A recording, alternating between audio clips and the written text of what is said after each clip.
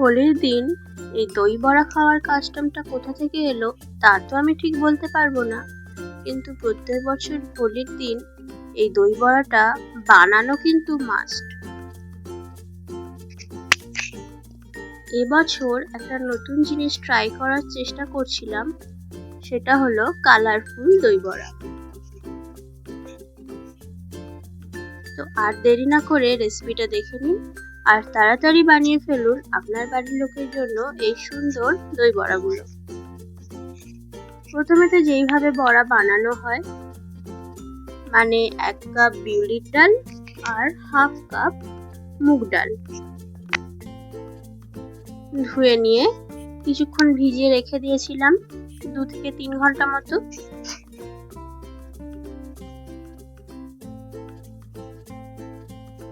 এবার এগুলোকে বেটে নেব। যতটা সম্ভব কম কম জল দিয়ে বাটতে হবে আর সুন্দর একটা পেস্ট বানিয়ে নিতে হবে। এবার হাত দিয়ে এগুলোকে বেশ খানিকক্ষণ ফেটাবো, প্রায় 5 থেকে 7 মিনিট।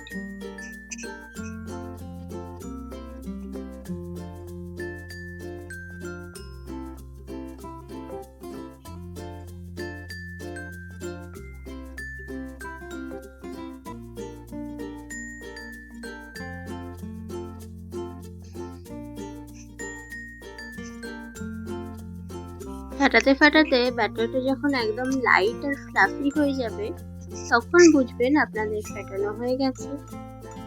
বোঝার আরো একটা সহজ উপায় হলো একটুখানি ব্যাটার হাতে নিয়ে 1 বাটি জলের মধ্যে ফেলে দেখবেন যে ব্যাটারটা ভেসে উঠছে কিনা। যদি ভেসে ওঠে তাহলে বুঝবেন রেডি হয়ে গেছে। এবার দই বড়াগুলোকে ভেজে নেব।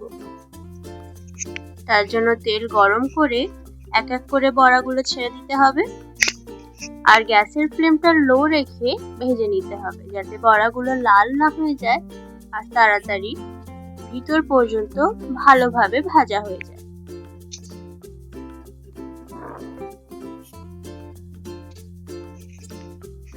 হোলির দিনটা আপনাদের বাড়িতে কি স্পেশাল রান্না করলেন কমেন্ট করে জানাতে কিন্তু ভুলবেন না। আর আমার এই রেসিপিটি যদি ভালো লেগে থাকে তাহলে আমার চ্যানেলটা সাবস্ক্রাইব করে দিন আরো নতুন নতুন রেসিপি দেখার জন্য। এবার যখন দই বড়াগুলো তৈরি হয়ে গেছে, একটা বোলের মধ্যে বেশ খানিকটা জল নিয়ে তাতে অল্প একটু নুন দিলাম। আপনারা চাইলে অল্প একটু লঙ্কা গুঁড়োও দিতে পারেন, কিন্তু আমাদের বাড়িতে কেউ অতটা ঝাল পছন্দ করে না, তাই আমি শুধু নুন জলে এগুলোকে ভিজিয়ে রাখবো 10 থেকে 15 মিনিট। ততক্ষণ আমরা বিভিন্ন কালারের দইগুলো তৈরি করে নিই।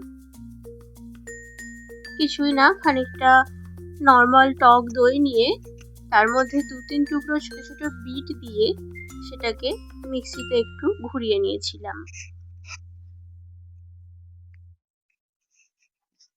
তার ফলে আমাদের পিঙ্ক দই তৈরি হয়ে যাবে। আর গ্রিন কালারটার জন্য আর একটা বাটিতে অল্প একটু সাদা দই নিয়ে তার মধ্যে ধনেপাতা চাটনি দিয়ে দিয়েছিলাম। এর ফলে একটা ক্রিমি টেস্টি গ্রিন কালারের দইও হয়ে যাবে।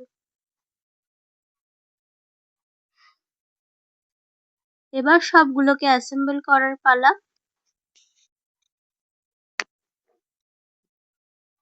জল থেকে দই বড়াগুলো ছেঁকে ছেঁকে তুলে নিলাম। এবার এক এক করে 3টে কালারের দই দিয়ে দেব উপরে।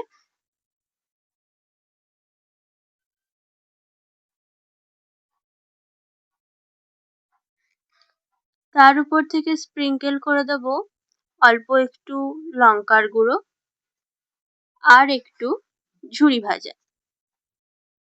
ব্যাস এইটুকু দিলেই আমাদের দই বড়া রেডি হয়ে যাবে। আমি এখানে আর তেঁতুলের চাটনি ব্যবহার করিনি, যাতে কালারগুলো ঠিকঠাক থাকে। আপনারা চাইলে ব্যবহার করতেই পারেন।